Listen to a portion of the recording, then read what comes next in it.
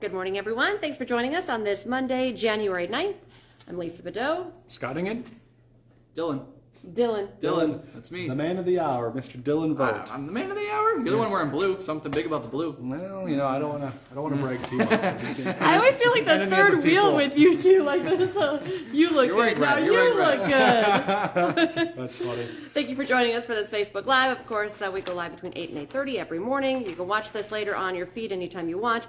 Also, check this out on our InForum YouTube channel or your favorite podcast platform. Just go to inforum.com/podcast, and that's where you can find us every weekday morning. That's right. And we are starting another morning with fog out there, Dillon. And you talked about that this morning, kind of a fun fact with the fog. We've had fog every day of 2023. Woo! Yeah, that's kind of crazy. Like, seriously. Yeah, literally. seriously, we have. Yeah, we have. I feel like it seems like we've had fog every day. And I'm getting sick of talking about fog on First News. I came back and I was like, I'm sick of talking about fog. It's but still here. if that's a story, I guess that's what I'm doing. So yeah, it's just hanging around. And yes. This morning was pretty dense out there in some spots. Yeah, the way fog works is, some spots are really, really bad. Some spots aren't as bad, especially in town. Once you get out, it's a little bit more consistent. But there were times in First News where I could see half a mile, 3/4 of a mile. And there were times at First News I couldn't see 100 feet. So take it easy out there. I can see right now our tower came in Fargo. It is nothing. It is just fog. Like, you can't see anything right now on the screen out to the side. So that is the issue. And yeah, it's been a very foggy start to 2023. Lots of pictures of rime ice. We've got those. Yeah, those are awesome. But I think we're all sick of the fog. Yeah. At least it's not windy. Because when we have all this fog, we don't have the wind. We haven't really complained about the wind lately. So yeah, the temperatures aren't too bad. No, this is January, and our highs today will be in the upper teens, low 20s. It's not bad. Yeah. And West Fargo kids are still home because the West Fargo School District actually pushed the start time of school and buses 2 hours late because of the fog. Yeah. So I guess out in those rural areas, you were saying outside of town. Yeah, oh yeah. We were just in West Fargo by the fairgrounds, and it was bad there. And I mean, it's bad right now in downtown. But once you get out of town, I've had a few comments on my Facebook page that you could hardly see 100 feet in front of your car in the interstate. So just take it slow. Yes, for sure. Interesting. Cool. I think we're tracking snow. Tuesday, Wednesday. Tomorrow night going into Wednesday morning, we'll see. Light snow, that's what we're looking at right now. We'll continue to give you updates as we get closer, but a little quick system, nothing big, just nothing crazy. Okay. Not going to shut us down. Hopefully not. Hopefully not. All right, Dillon, thank you. Appreciate it, sir. Got it. All right, let's dive into our local headlines this morning. Right now, police are investigating what happened to a man whose body was found in the Red River High School parking lot.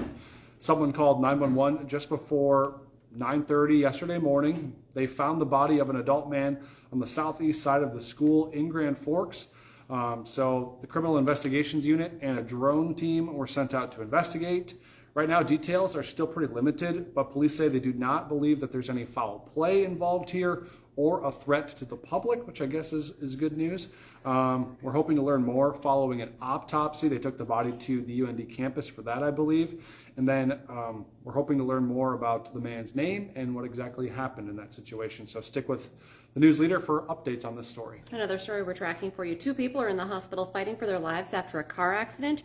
It happened near Graceville, Minnesota, just after 1 yesterday morning near 770th Avenue on Highway 28.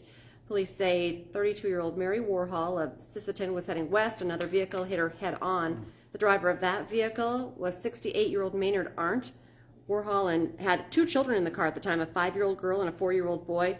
The girl and Arndt were both taken to the hospital with what they're describing as life-threatening injuries. Police are still investigating. At this point, we are hearing that they do believe that Arndt may have been under the influence of alcohol at the time of the crash. So we'll continue to track that story and update you when we have new information. Yep. All right, today the Norman County Sheriff's Office will be holding a news conference after the passing of Sheriff Jeremy Thornton. Chief Deputy Ben Fall is going to be leading that news conference. He's going to be making a statement at the County Law Enforcement Center at 1 o'clock this afternoon. And then they're going to open that up to the public for questions, because I'm sure there's going to be questions surrounding a secession plan, kind of what happens in the interim, that kind of thing. So they're going to be talking about that. And then there's going to be a visitation for the late sheriff tomorrow at 4 o'clock in the afternoon for the community. And then the funeral will be held at 3 o'clock on Wednesday afternoon. In case you didn't know, Thornton recently passed away after battling pancreatic cancer. Today, all MATBUS services in Fargo Moorhead, including fixed routes and tap rides, will be available until 10:15 tonight. The change In time, we'll also have buses traveling more frequently on routes 13 and 15 and efficiency improvements to routes 15, 18, and 20. The service hopes that these changes will help improve the reliability and also keep the buses on time for people who are taking them. Sounds like a good move. All right. Today, 2 new city council members, as well as the mayor of Moorhead, will be sworn into office. This evening, 7th Judicial District Judge Jonathan Judd will swear in Moorhead Mayor Shelley Carlson. Now, if you remember, Judd himself actually used to hold that position between 2019 and 2021. Carlson then took over for Judd when he was appointed to serve in the 7th District as a judge, and then she was appointed to serve out the remaining term, so now she's taking over her own term. So that's exciting for her. The ceremony will take place at 5:30 tonight at the Yumcom Center, and the public is welcome to attend. A big national headline that we're following for you, President Joe Biden is making his first trip to the nation's southwest border since he has become president. His visit comes as the Republican-led House, of course, promises a probe into the administration's handling of the surge of migrants at the border seeking asylum in the U.S. Biden is in Mexico City. He'll meet with the country's president today and discuss topics including strengthening the U.S.-Mexico supply chains and, of course, also the migrant crisis. Sticking with those national headlines, a Speaker of the House has now been elected, and House Republicans said that they want to select a new committee to investigate the Department of Justice and the FBI. Now, the lawmakers say that they want to target the agencies and their ongoing investigations, particularly those ones that involve former President Donald Trump. The proposal is included in the House Rules package, which establishes the rules and committees for this year's 118th Congress. And so that vote is going to be happening today. We'll have updates throughout the day on that. If it passes, House Speaker McCarthy would be able to select 13 lawmakers to serve on the subcommittee, 5 of whom would be chosen in consultation with House Democratic leader Hakeem Jeffries.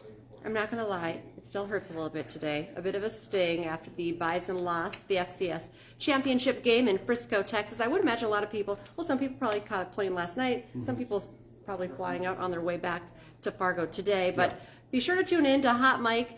Dom Izzo is back from Frisco. That's on from 9 to 11 on WDAY Extra. Also, InForum.com. You know, he's going to be breaking down the game once again. You know, what happened, what's going to happen next. The loss, 45-21 to the Jackrabbits. We were talking earlier, like people are already looking forward to the next matchup in November. I guess, you know, it happens. You can't win them all. I guess so, and you know, like you said, November 4th, I believe, will be the rematch.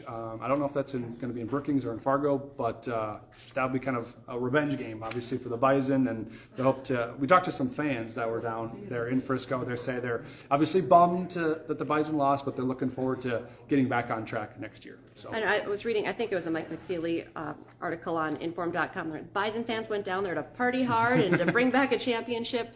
They got 1 out of 2. One out of 2. They probably still had a good time. Frisco's always a good time, but tough to come back after a loss like that. For sure. All right, before we let you go this morning, I want to tell you about a deal we got going on. 99 cents a month for your first 3 months to an all-access pass to InForum.com. You can get all sorts of good news stories, your weather updates, all your Bison coverage, everything like that. So take advantage of that deal while you can. Just go to InForum.com and you can find it there. There really is a ton of Bison coverage. I was just reading kind of all of the breakdown of the game and you know what's to come next. And so we have incredible team coverage there. Absolutely. It's really fun to read that. Okay, we are tracking the fog. We'll have an update for you on our 11 o'clock news. Dillon will be back. And then again this afternoon, 4, 5, 6, 9, and 10. And of course, we'll be back tomorrow morning, every weekday morning from 5 to 7. Join us for First News. That's right. Have a good day, folks.